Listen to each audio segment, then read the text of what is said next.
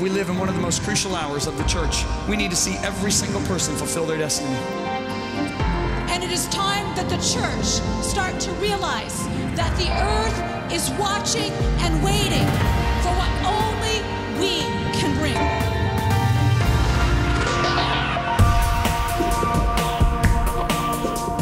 Fight Like a Girl is a call to God's daughters to wage the war only they can win. Daughters of the Most High, you are an answer, not a problem. Recapture the power of being a woman. God is so cool that he loves different cultures. Do you know that? I mean, how many of you guys have already figured out black people dance better than white people? Okay. My son says I'm wrong. He actually dances like a black person, so he says he must have it in his DNA. But every culture has a unique gifting that it brings before God. I'm still not sure what the Sicilians are, but there's a unique gifting that they bring before God. I mean, you can look, and Italians are known for design of cars, house, clothing. Then you can look at the French, they just really like their language a lot, you know, and then the British people, they're just trying to take over the world. I mean, it's just kind of, there's every different culture, though, they have a gift that they bring before God. They have a sound that they bring before God. They have a beauty that they bring before God. And God actually celebrates the diversity of each of those cultures, but in marriage, he doesn't celebrate diversity outside of union. He doesn't want the man to be the woman to be the man. He really wants the two to be one. And he loves it that they actually are fractional outside of it. Now, the great thing is, if you're single, then you're one on your own. But once you're married, God just kind of messes with you and says, you know, you used to be able to do this by yourself. Now you're going to have to figure out life with somebody else. You are not going to be able to do this alone. So what our culture has done is said, man, we're not sure if marriages really work. We're not sure what's going on. Gender has been an issue of pain for so many years.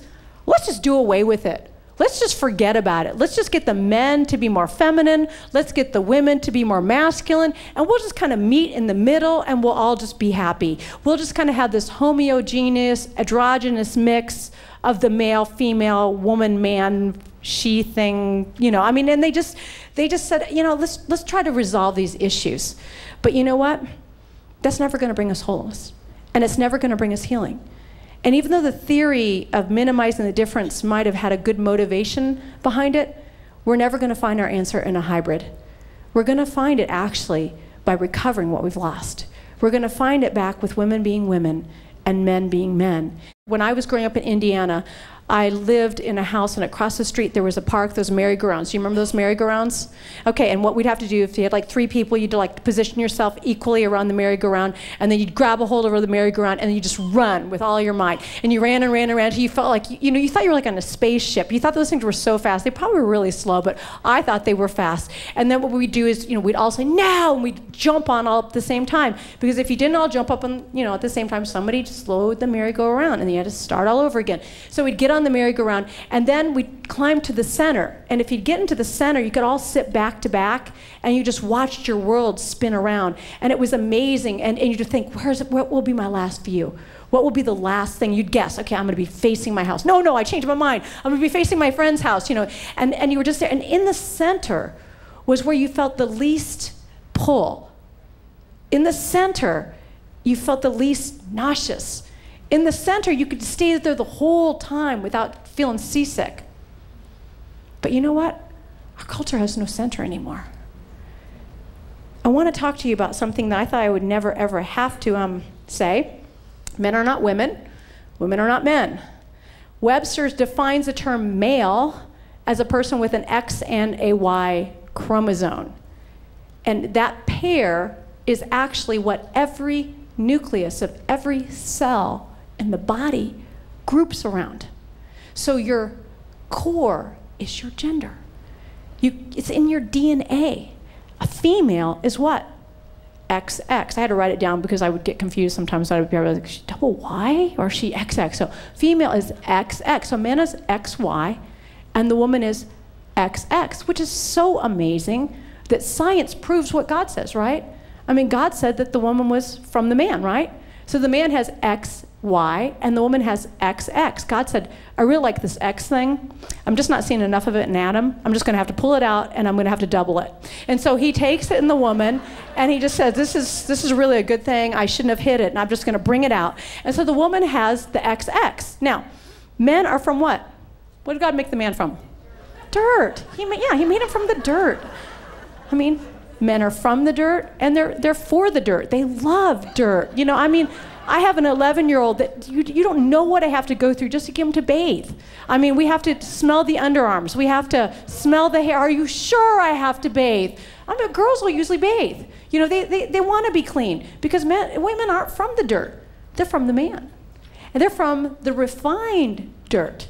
And God didn't just stick them out there in the cornfield. He said, let's put her in a garden. You know, let's not just stick her out there. Let's put her in a cultivated place. So women are a little different than men. They've got the XX thing going. Now, so no matter what our culture does, they do not have the power to do away with our DNA. So there is no such thing as a sex change operation. There's only a sexual response change operation. You can't change a person's DNA. You can't do surgery on them to remove their core.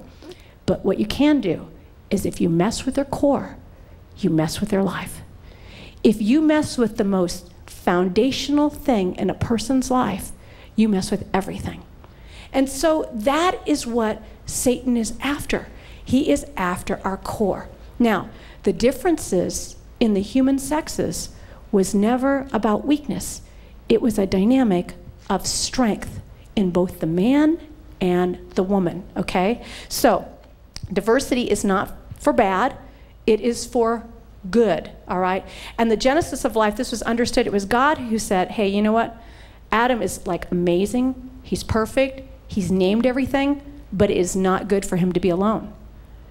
He said, it's time for the woman to be brought out.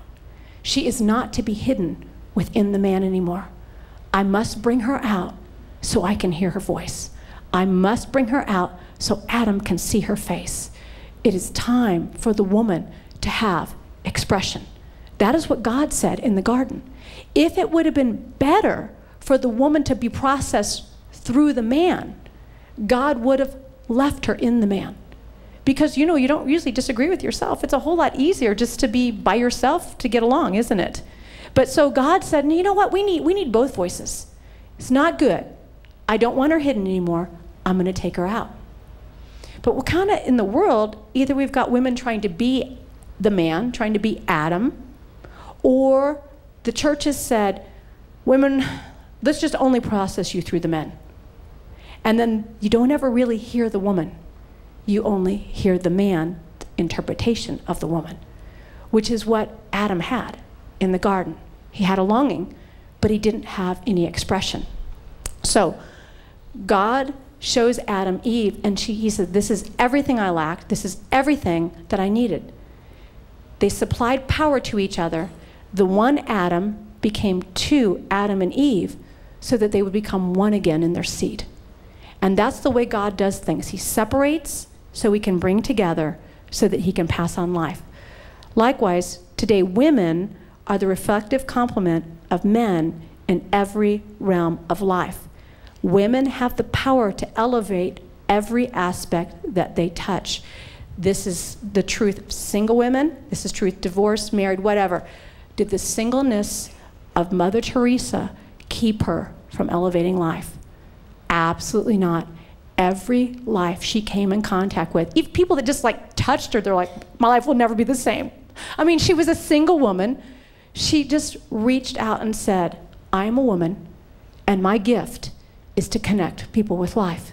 My gift is to elevate life. So if Adam alone was better, it wouldn't have happened. And the woman would have remained a hidden protector of the heart rather than a separate guardian of the heart. She would have just remained the ribbon there, okay? So Eve was the first and only woman born of a man. And it was a foreshadowing of what would happen with the church, right? Because we were born from Jesus' side, just as Eve was born from Adam's side. On the cross, when they pierced his side, it said that the church was released. Okay, so that's where we've got to understand this is that great mystery that Paul's talking about. That's why it's so important we get it right. Genesis 1:27, I'm going to read it to you. Chapter 1, verse 27. It says, so God created man in his own image. In the image of God, he created him, male and female, he created them. So God created mankind in his own image. In the image of God, he created him, male and female, he created them. So what is an attack against gender? It's an attack against the image of God. You need to see it that strongly. When you attack gender issues, you attack God's image. So this isn't just all of us being tolerant. This is really an outcry. This is really the garden happening again. So what we need to understand is that there are issues in life where gender is everything. There are certain battlefields where the women have what they need to fight. How many of you have ever read anything by J.R.R. Tolkien? Did you ever read any of the scenes from the Return of, seen the movie or, okay, one person, all right. Okay, now you're raising your hands. You don't want to look like you're illiterate. Okay, so anyway, there's this amazing scene where a daughter slips onto the field in the armor of a man. And she's doing it because she feels like that's the only way she can make a contribution. She slips into the battlefield. She's in there disguised as a man. Nobody knows that she's a woman on the field. And there's this horrible, horrible war. People are being slaughtered left and right. And her guardian, who is her uncle, is struck down. She sees him fall. But what also is getting ready to happen is this horrible, terrifying creature, this dragon with this horrible wraith, comes riding and is going to not only kill but devour her uncle. And so she sees him fallen, and so she places herself between her uncle and this incredible wickedness, and she stands there and she tells this horrible creature, she says, I'm going to resist you. And he laughs at her and he said, don't you know that no living man can destroy me? And I love it. She pulls off her helmet and she says, but I am not a man. See, the book is, yeah, I know, it's like, yes! Okay, but the book, because you know why we want to yell yes? It's not because we want to be men, it's because there's value in a woman. See, it's the first time you go, we can do something good. We're not just cooking. Okay, and cooking is great. Cooking is great. And then she says the most incredible line. She said, you come between me, my Lord, and my kin. And if you come near, I will smite you. And he just kind of laughs because he doesn't know the book of Genesis, where it says, I'm going to put enmity between the serpent and the woman. So anyway, he gets his head cut off. It's great. Anyway, so she destroys him. I love those kind of things. But anyway, when I read that scene in the book, I kind of had a rule with my kids. I did it with my firstborn. I don't want to make it sound like I'm a good mom because I'm really not that great at being consistent. But my first and I think maybe my secondborn, the rule was you don't read the book, you don't see the movie. So I made my children, I tortured them, like, no, you're gonna, you want to see Return of the King? You're reading the book. And so I had read all of the books but The Return of the King. And so I would read my books with my boys, and I was reading The Return of the King. John was out of town, and it was summertime. It was about 5 years ago. And when I read this scene, I felt like I was there with her. And I just started to shake, and I started to cry, and I heard the Holy Spirit say something to me that I don't believe was only for me. I believe it's for every woman here. He said to me, for truly you are not a man, and there are yet battles in the spirit for the sons to fight, and there are yet battles in the spirit for the daughters to fight. Begin to call forth the daughters. Cry out for them now. Call the daughters to wage the war as only they can win, and to fight the battle as only my daughters can, because truly the enemy fears this revelation more than he fears any woman who acts like a man. See, why would Satan be afraid of women who act like men any more than he'd be afraid of men who act like women? I mean, we know it's silly when men act like women. Why do we think it's strength when women act like men? Both of those are a misfit. And again, you got to understand, he's terrified of the daughters. He's terrified of it. He doesn't want them to be daughters. See, he wants to confuse and confound the woman's strength. So, When men and women are not true to their core, both genders are out of sync and removed from their position of strength. And neither of these guys has frightened Satan, because he is the one that has messed with them. He is the one that has worked long and hard to get it really messed up. Now, I find it amazing that this daughter goes into the battlefield dressed as a man, but victory comes for everyone when she reveals herself as a woman. And I believe that all the church is watching for the revelation of the daughters of God. Not the men, women, the daughters of God. So the answer is not for the woman to have no part, and the answer is not for the woman to have the man's part. The answer is for the woman to have her part. And we need to understand what that kind of looks like. First of all, gender alone does not qualify a man to lead. Virtue does. Just as gender alone should not disqualify a woman to lead. It's very clear. It's not about having authority over a man. And if you look at it, it's about your husband. And also having authority is very different than teaching. The Bible commands, not suggests, commands that the older women must teach and train the younger women. Must. Which means we have to have the voice in the church.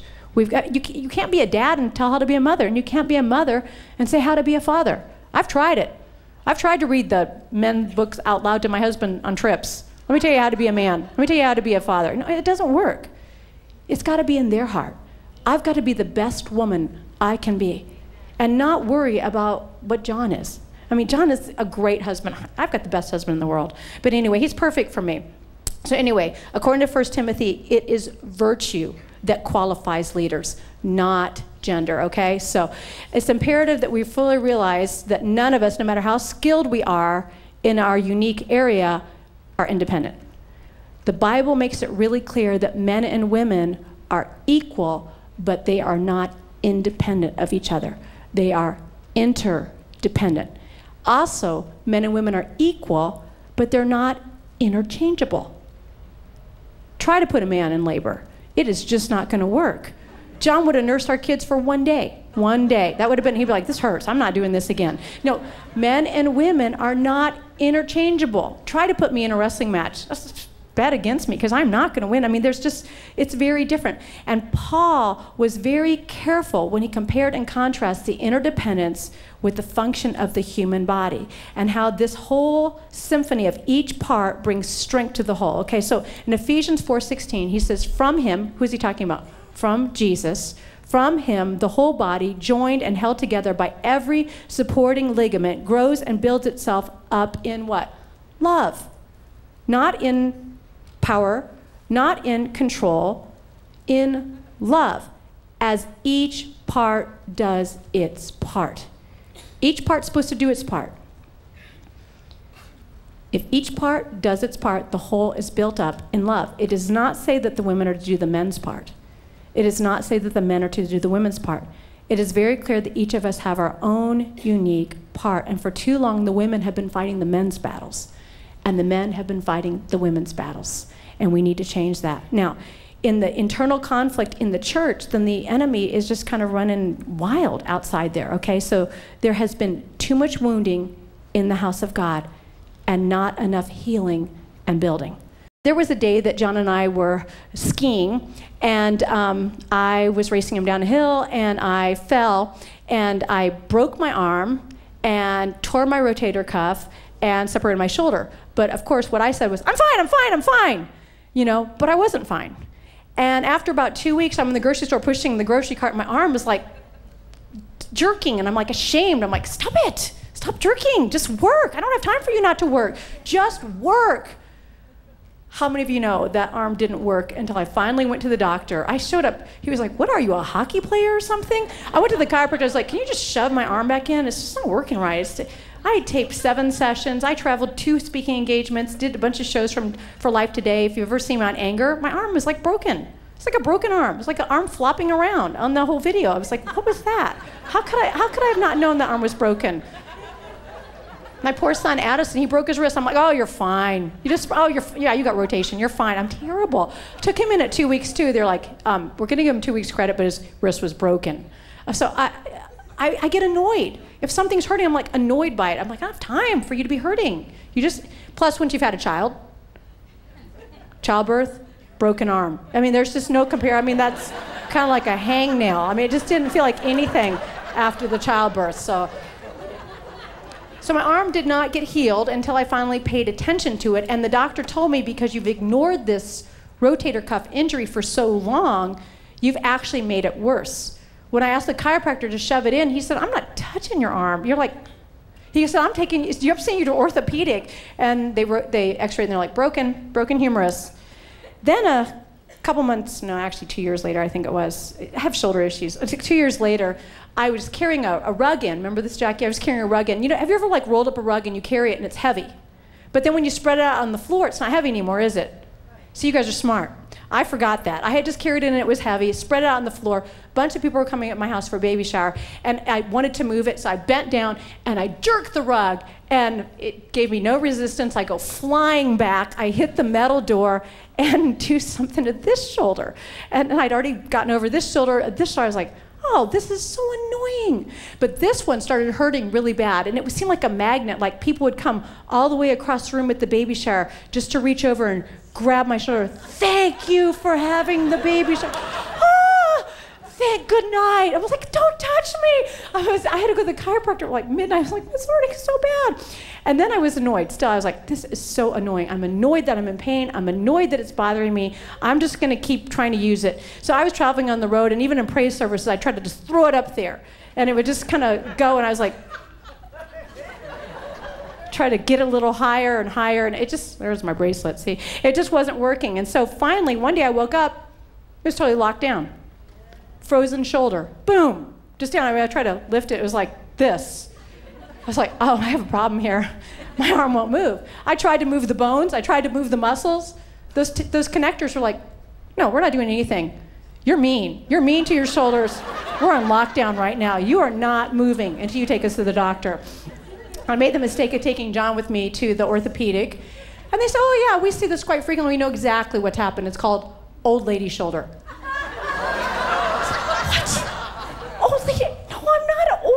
Shoulder. I'm like buff maybe I'm like cutting old lady. They're like, yep, we're gonna have to address the rigidity in your shoulder, which basically means they say stretching.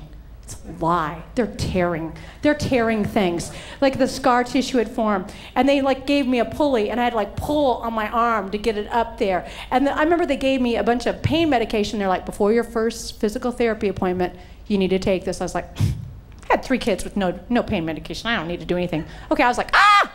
I mean, they were like, you didn't take the pain medication. I didn't. I'll take it next week. I promise. Please don't hurt me. They're really hurting. Like on my shoulder. I mean, all he was doing was what I normally could have done before the injury. Oh, but see, same thing has happened with the women. See, the men are the bones and the muscles, and they're saying, let's do it. And the women are on lockdown.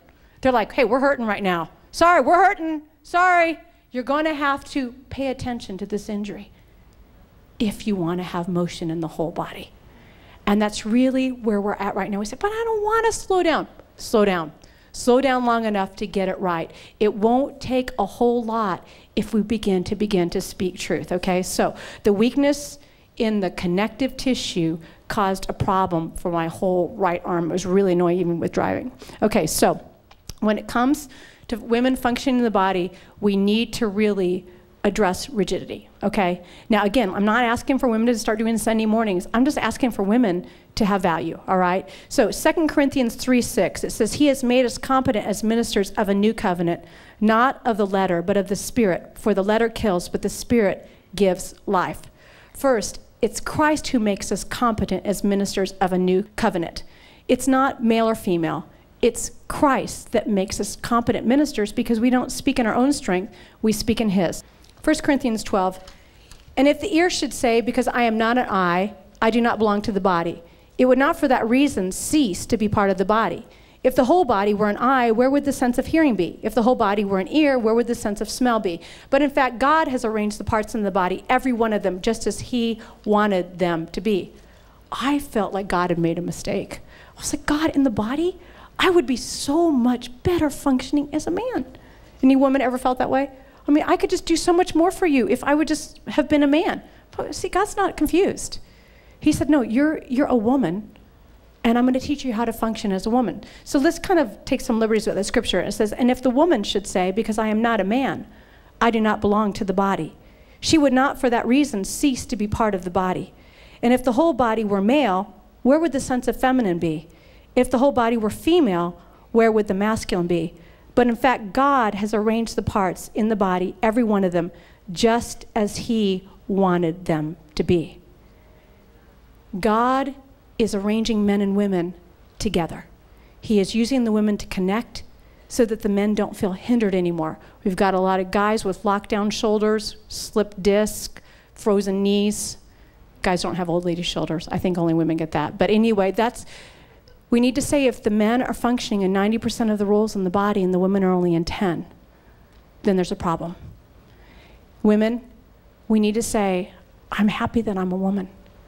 Men, you need to say, I'm happy that I'm a man, and I'm not going to let the feminists try to make me more feminine. And women, you need to say, I'm not going to let the feminists make me more masculine. I'm going back to my position of strength.